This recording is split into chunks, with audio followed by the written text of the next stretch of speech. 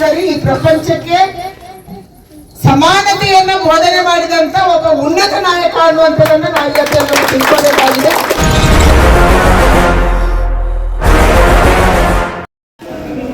ಅಂಬೇಡ್ಕರ್ ಅವರು ಹುಟ್ಟಿದ ಜಾಗ, ಅವರು ನಿರ್ಮಾಣ ಆದಂಥ ಜಾಗ, ಅವರು ಅಧ್ಯಯನ ಮಾಡಿದಂಥ ಜಾಗ, ಸಂವಿಧಾನ ರಚನೆ ಮಾಡಿದಂಥ ಎಲ್ಲ ಸ್ಥಳಗಳನ್ನು ಕೂಡ ನರೇಂದ್ರ ಮೋದಿ ಅವರು ತೀರ್ಥ ಸ್ಥಳವನ್ನಾಗಿ ರೂಪಿಸಿದ್ದಾರೆ.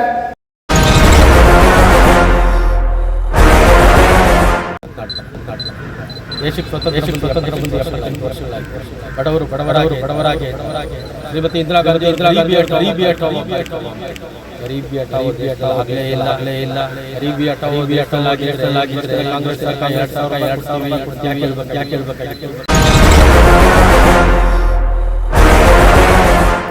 ಅಂಬೇಡ್ಕರ್ ಸಭೆಯಲ್ಲಿ ಮಾಜಿ ಸ್ಪೀಕರ್ ರಮೇಶ್ ಕುಮಾರ್ ಅವರು ಸತ್ತಾಗ ಅವರ ಹುಟ್ಟೂರಿಗೆ ಸಾಗಿಸಲಿಕ್ಕೆ ಸರ್ಕಾರ ಪ್ರಯತ್ನ ಪಡಲಿಲ್ಲ. ಸರ್ಕಾರದ ವತಿಯಿಂದ ಮಾಡಲಿಲ್ಲ.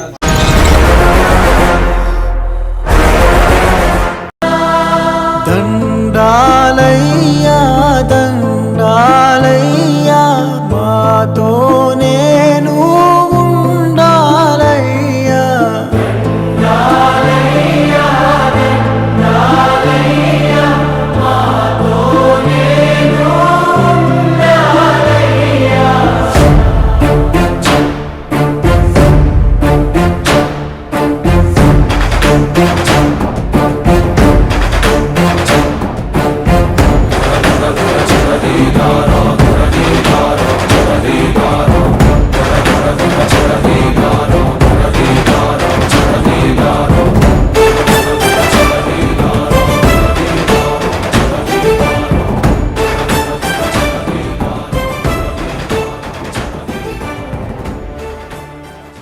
ಅಂಬೇಡ್ಕರ್ ಈ ಪ್ರಪಂಚಕ್ಕೆ ಸಮಾನತೆಯನ್ನು ಬೋಧನೆ ಮಾಡಿದಂತ ಒಬ್ಬ ಉನ್ನತ ನಾಯಕ ಅನ್ನುವಂಥದ್ದನ್ನು ನಾವು ಇವತ್ತು ತಿಳ್ಕೋಬೇಕಾಗಿದೆ.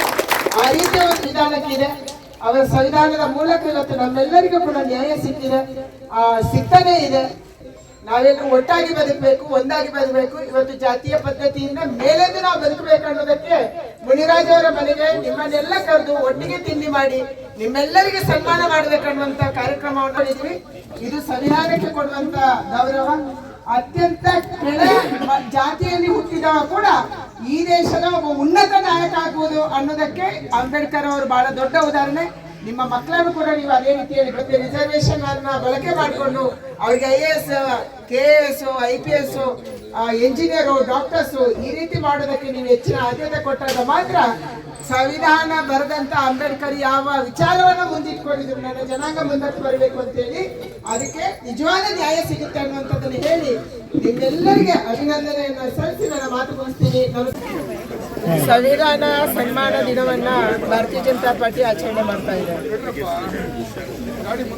ಸಂವಿಧಾನ ರಚನೆ ಮಾಡಿರುವಂತ ಡಾಕ್ಟರ್ BR ಅಂಬೇಡ್ಕರ್ ಅವರಿಗೆ ಗೌರವ ಕೊಟ್ಟಿದ್ರೆ ಅದು ಭಾರತೀಯ ಜನತಾ ಪಾರ್ಟಿಯ ನೇತೃತ್ವದ ಸರ್ಕಾರ ಸನ್ಮಾನ್ಯ ನರೇಂದ್ರ ಮೋದಿ ಅವರ ನೇತೃತ್ವದಲ್ಲಿ ಕೊಡಲಾಯಿತು. ಅಂಬೇಡ್ಕರ್ ಅವರು ಹುಟ್ಟಿದ ಜಾಗ, ಅವರು ನಿರ್ಮಾಣ ಆದಂಥ ಜಾಗ, ಅವರು ಅಧ್ಯಯನ ಮಾಡಿದಂಥ ಜಾಗ, ಸಂವಿಧಾನ ರಚನೆ ಮಾಡಿದಂಥ ಎಲ್ಲ ಸ್ಥಳಗಳನ್ನು ಕೂಡ ನರೇಂದ್ರ ಮೋದಿ ಅವರು ತೀರ್ಥ ಸ್ಥಳವನ್ನಾಗಿ ರೂಪಿಸಿದ್ದಾರೆ. ಅಲ್ಲಿಗೆ ಹಣವನ್ನು ಕೊಟ್ಟು ಅಭಿವೃದ್ಧಿ ಮಾಡಿ ಅಲ್ಲಿ ನಮ್ಮ ದೇಶದ ಜನ ಹೋಗುವ ರೀತಿಯಲ್ಲಿ ಮಾಡಿದ್ದಾರೆ. ಸಂವಿಧಾನದ ಬಗ್ಗೆ ಚರ್ಚೆ ನಡೆದಿದೆ ಪಾರ್ಲಿಮೆಂಟಲ್ಲಿ.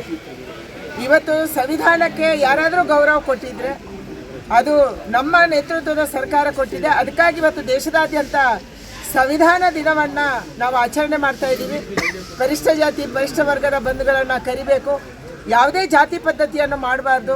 ನಮ್ಮದ ಮನೆಯಲ್ಲಿ ಅವರ ಜೊತೆ ಕೂತು ನಾವು ಊಟವನ್ನು ಮಾಡಬೇಕು, ಅವರಿಗೆ ಸನ್ಮಾನವನ್ನು ಮಾಡಬೇಕು, ಅವರು ಗೌರವದಿಂದ ಬದುಕುವ ರೀತಿಯಲ್ಲಿ ಮಾಡಬೇಕು.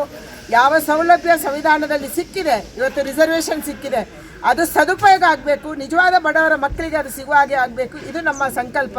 ಈ ಸಂಕಲ್ಪವನ್ನು ಹೊತ್ತು ನಮ್ಮ ಸರ್ಕಾರ ಕೆಲಸ ಮಾಡ್ತಾ ಇದೆ. ಇವತ್ತು ಮುನಿರಾಜ್ ಅವರ ಮನೆಯಲ್ಲಿ ದಾಸರಹಳ್ಳಿ ವಿಧಾನಸಭಾ ಕ್ಷೇತ್ರದಲ್ಲಿ ನಾವು ಈ ಎಲ್ಲ ದಲಿತ ಬಂಧುಗಳನ್ನು ಕರೆದು ಅವರ ಜೊತೆ ತಿಂಡಿ ತಿಂದು ಅವರ ಜೊತೆ ಸನ್ಮಾನ ಮಾಡುವಂಥ ಕೆಲಸವನ್ನು ಮಾಡಿದ್ದೀವಿ. ಅದಕ್ಕಾಗಿ ಇದು ಎಲ್ಲರಿಗೆ ಪ್ರೇರಣೆ. ಜಾತಿ ಪದ್ಧತಿಯಿಂದ ಮೇಲಕ್ಕೆದ್ದು ನಾವು ಯೋಚನೆ ಮಾಡಬೇಕು ಅನ್ನೋದಕ್ಕೆ ಇದು ಪ್ರೇರಣೆ. ಸಂವಿಧಾನ ಸನ್ಮಾನ ಅಂತ ಒಂದು ಕಾರ್ಯಕ್ರಮನ ಹಮ್ಮಿಕೊಂಡಿದ್ವಿ. ಈ ಕಾರ್ಯಕ್ರಮಕ್ಕೆ ಕೇಂದ್ರ ಸಚಿವರಾದಂಥ ಶೋಭಾ ಕರಂದ್ಲಾಜೆಯವರು ನಿನ್ನೆ ಮಧ್ಯಾಹ್ನ ನಾವು ತೀರ್ಮಾನ ಮಾಡಿದ್ವಿ. ಒಂದಷ್ಟು ದಲಿತ ಕುಟುಂಬಗಳನ್ನ ಕರೆದು ಅವ್ರ ಜೊತೆ ತಿಂಡಿ ತಿಂದು ಅವ್ರಿಗೆ ಒಂದು ಸನ್ಮಾನ ಮಾಡಬೇಕು ಅಂತೇಳಿ. ಇದಕ್ಕೆ ನಮ್ಮ ಮನೆಯವರು ಬರೀ ತಿಂಡಿ ತಿಂದರೆ ಆಗಲ್ಲ, ಅವ್ರಿಗೊಂದು ಬಾಗಿನ ಕೊಡಬೇಕು, ಅರ್ಶಿನ ಕುಂಕುಮ ಕೊಡಬೇಕು, ಸೀರೆ ಬಟ್ಟೆ ಕೊಡಬೇಕು ಅಂತೇಳಿ ಯೋಚನೆ ಮಾಡಿ ನಮ್ಮ ಶ್ರೀಮತಿಯವರು ಇವತ್ತು ಅನೇಕ ಹೆಣ್ಣುಮಕ್ಕಳಿಗೆ ಬಾಗಿನ ಅರ್ಪಣೆ ಮಾಡಿದ್ದಾರೆ. ಸಂವಿಧಾನದ ಬಗ್ಗೆ ಕಾಂಗ್ರೆಸ್ ನಾಯಕರು ಮಾತನಾಡ್ತಾರೆ. ದೇಶಕ್ಕೆ ಸ್ವತಂತ್ರ ಬಂದು 78 ವರ್ಷಗಳಾಯಿತು. ಬಡವರು ಬಡವರಾಗೇ ಇದ್ದಾರೆ. ಶ್ರೀಮತಿ ಇಂದಿರಾ ಗಾಂಧಿಯವರು ಗರೀಬಿ ಹಟಾವೋ ಕಾರ್ಯಕ್ರಮ ಹಮ್ಮಿಕೊಂಡಿದ್ದಾರೆ. ಗರೀಬಿ ಹಟಾವೋ ದೇಶದಲ್ಲಿ ಆಗಲೇ ಇಲ್ಲ. ಗರೀಬಿ ಹಟಾವೋ ದೇಶದಲ್ಲಾಗಿದ್ದರೆ ಇವತ್ತಿನ ಕಾಂಗ್ರೆಸ್ ಸರ್ಕಾರ 2,000 ರೂಪಾಯಿ ಕೊಡ್ತೀವಿ ಅಂತ ಯಾಕೆ ಹೇಳಬೇಕಾಗಿತ್ತು? ಗರೀಬಿ ಹಟಾವೋ ಮಾಡಲಿಕ್ಕೆ ಇವ್ರಿಗೆ ಸಾಧ್ಯ ಇಲ್ಲ. ಅಂಬೇಡ್ಕರ್ ಹೆಸರು ಹೇಳೋಕ್ಕೂ ಕೂಡ ಕಾಂಗ್ರೆಸ್ ನಾಯಕರಿಗೆ ಯೋಗ್ಯತೆಯೇ ಇಲ್ಲ. ಕಾರಣ ಇಷ್ಟೇ, ಅಂಬೇಡ್ಕರ್ ಅವರು ಸತ್ತಾಗ ವಿಧಾನಸಭೆಯಲ್ಲಿ ಮಾಜಿ ಸ್ಪೀಕರ್ ಆದಂಥ ರಮೇಶ್ ಕುಮಾರ್ ಬಿಚ್ಚಿ ಹೇಳಿದರು. ಅವರು ಸತ್ತಾಗ ಅವರ ದೇಹನ ಅವರ ಹುಟ್ಟೂರಿಗೆ ಸಾಗಿಸ್ಲಿಕ್ಕೆ ಸರ್ಕಾರ ಪ್ರಯತ್ನ ಪಡಲಿಲ್ಲ, ಹಣ ಕೊಡಲಿಲ್ಲ, ಸರ್ಕಾರದ ವತಿಯಿಂದ ಸಂಸ್ಕಾರ ಮಾಡಲಿಲ್ಲ ಅಂಥೇಳಿ ಮನನೊಂದು ಹೇಳಿದರು ರಮೇಶ್ ಕುಮಾರ್. ಅಂತ ಒಂದಲ್ಲ ಅನೇಕ ಘಟನೆಗಳು. ಭಾರತ ರತ್ನ ಕೊಟ್ಟರು ನೆಹರೂರವ್ರಿಗೆ, ಶ್ರೀಮತಿ ಇಂದಿರಾ ಗಾಂಧಿಯವ್ರಿಗೆ. ಅಂಬೇಡ್ಕರ್ ಕೊಡಲೇ ಇಲ್ಲ. ಅಂಬೇಡ್ಕರ್ ಕೊಡಬೇಕಾದ್ರೆ ಭಾರತೀಯ ಜನತಾ ಪಕ್ಷದ ಸರ್ಕಾರ ಈ ದೇಶದಲ್ಲಿ ಬರಬೇಕಾಗಿತ್ತು. ಅಂಬೇಡ್ಕರ್ ಅವರಿಗೆ ಭಾರತ ರತ್ನ ಪ್ರಶಸ್ತಿ ಕೊಟ್ಟಿದ್ದು ಭಾರತೀಯ ಜನತಾ ಪಕ್ಷ, ನರೇಂದ್ರ ಮೋದಿಯವರ ಸರ್ಕಾರ. ಕಾಂಗ್ರೆಸ್ನವರು ಬೊಗಳೆ ಹೊಡ್ಕೊಂಡು ಹೋಗ್ತಾರೆ ವಿನಃ ಅವರಿಗೆ ಅಭಿವೃದ್ಧಿ ಬೇಕಾಗಿಲ್ಲ. ಯಾರು ಬಂಡವಾಳಶಾಹಿಗಳು ಬೃಹತ್ತಾಗಿ ಬೆಳೆದಿದ್ದಾರೋ ಅಂಥವರು ರಿಸರ್ವೇಷನ್ನ ಬಡ ಮಕ್ಕಳಿಗೆ ಬಿಟ್ಕೊಟ್ಟಿದ್ದಾರಾ? ಎಲ್ಲಾದರೂ ಉದಾಹರಣೆ ಇದೆಯಾ? ಉದಾಹರಣೆನೇ ಇಲ್ಲ. ಹಾಗಾಗಿ ಅಂಬೇಡ್ಕರ್ ಬಗ್ಗೆ ಅಪಾರ ಪ್ರೀತಿ ಹೊಂದಿರತಕ್ಕಂಥ ಪಕ್ಷ ಜನಸಂಘ ಮತ್ತು ಭಾರತೀಯ ಜನತಾ ಪಕ್ಷ. ಹಿಂದೆ ಮಹಾರಾಷ್ಟ್ರದಲ್ಲಿ ಅಂಬೇಡ್ಕರ್ ಸ್ಪರ್ಧೆ ಮಾಡಿದಾಗ ನೆಹರು ಅವರು ಬಂದು ಅವರ ವಿರುದ್ಧ ಪ್ರಚಾರ ಮಾಡಿ ಅಂಬೇಡ್ಕರ್ ಅವರನ್ನು ಸೋಲಿಸಲಿಕ್ಕೆ ಕಾರಣಭೂತರಾದಂಥವರು ಇವತ್ತು ಸಂವಿಧಾನದ ಬಗ್ಗೆ ಮಾತನಾಡ್ತಾರೆ.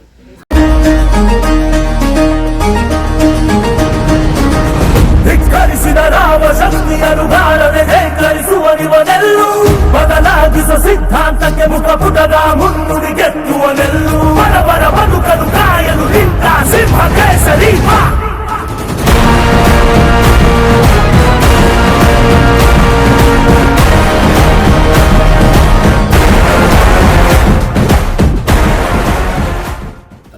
ಸಂವಿಧಾನ ದೇಶದ ಹಕ್ಕು.